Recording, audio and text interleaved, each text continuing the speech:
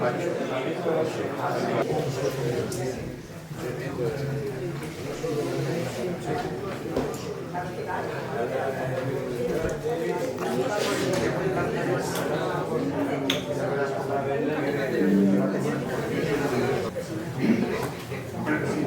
tardes. En nombre de la Fundación EIDE, muchas gracias por atender a nuestra invitación, una invitación a pasar un buen rato en una magnífica compañía, participando de esta actividad que promueve el Foro Empresarial de la Región de Murcia. Una persona sencilla es alguien que no tiene artificio, que carece de ostentación. Es alguien que tiene la facultad de ser él mismo, de aspirar a una cierta coherencia de vida, en donde hay una buena relación de lo que dice con lo que hace. La sencillez en la forma de pensar es sabiduría interior, es aspirar a la paz, a la serenidad, es descomplicarse para buscar lo que es diáfano. Sencillez es ser lo que uno es, con naturalidad y espontaneidad, sin preocuparse por aparentar más.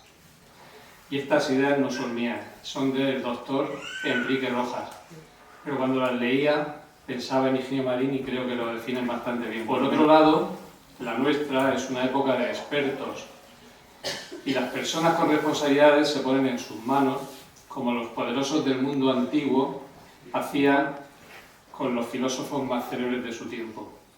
De los expertos esperamos que lo sepan todo sobre algún asunto en particular y, en efecto, ellos creen saberlo. Eso debería bastar para advertir del riesgo de poner en sus manos el gobierno de los asuntos humanos. Y estas palabras tampoco son mías. Nos alertan sobre los expertos y no son de otra persona, sino de quien tengo aquí al lado, el profesor Higinio Marín. Y para escucharlo a él estamos aquí esta tarde. Por ello, sin más demora, permitidme que comparta unas breves ideas sobre su extenso currículum. Es actualmente rector en la Universidad CEUS Cardenal Herrera de la Comunidad Autónoma de Valencia. Es licenciado y doctor en Filosofía por la Universidad de Navarra. Ha sido profesor de Antropología Filosófica en esa misma universidad, de Teoría Sociológica y de los Cambios Sociales en la Universidad Pública de Navarra, de Antropología Política y Filosófica en la Universidad Católica San Antonio y desde 2006 profesor titular de Antropología Filosófica en la Universidad Cardenal Herrera. Como destacado, y así lo señala él en su perfil de LinkedIn, pues yo también quiero reseñar que es autor del blog Mundus. Mundus, una arqueología blogspot. Y entrando en ese blog podemos conocerlo mucho más en profundidad y conocer sus escritos, porque ahí escribe sobre lo que pasa y lo que nos pasa, compartiendo textos, audios, vídeos y entrevistas. Por nombrar algunos de sus múltiples libros, permitidme nombrar algunos de ellos. Teoría de la cordura y los hábitos del corazón, de editorial Pretextos, de 2010. El hombre y sus alrededores, estudios de filosofía del hombre y la cultura. Civismo y ciudadanía. Mundus, una arqueología filosófica de la existencia. Agorafilia, apuntes para una nueva era. Humano, todavía humano. Y como considero que Higinio sí es profeta en su tierra, pues sin más dilación le cedo la palabra. Bueno, ustedes se preguntarán con toda razón qué hace un filósofo, porque soy un profesor de filosofía, un modesto filósofo, qué hace un filósofo hablando de responsabilidad social, que es una materia que hace relación a los saberes gerenciales, al management, y llevarían ustedes mucha razón en preguntárselo. Yo mismo no estoy seguro de que pueda responder a las preguntas, salvo contando una brevísima historia de cómo he ido a parar yo en estas cosas. Yo me licencié y me doctoré y estuve 6 años de profesor en la Universidad de Navarra en la Facultad de Filosofía. Y en aquella facultad, los que eran los mejores profesores, entre los que había, y era un buen plantel de profesores, para mi sorpresa creían que tenían que decirles cosas a los hombres de empresa. Eso me causaba sorpresa, hasta asombro, pero mucho menos del que me causaba que hubiera hombres de empresa que creyeran que aquellos profesores de filosofía tenían cosas que decir. Y todavía más que fueran del nivel del que lo eran. Pues, Sánchez Asiain, presidente de Telefónica, el Consejo de Administración del Banco Vizcaya, entonces, Abengoa, había tecnológica, bancos, que iban a aquella facultad y que pasaban días completos, a veces jornadas, discutiendo y conversando con mis profesores de filosofía que pensaban de explicar la libertad en Kant, a discutir sobre cómo organizar las cosas. Entre ellos había un profesor, quizás también es de los más brillantes, que pues estuvo en el nacimiento del foro, ¿sabes? Que es Rafael Alvira, recientemente difunto, y que además ha venido muchas veces a hacer esto mismo mucho mejor, ¿no? Luego, las peripecias de la vida,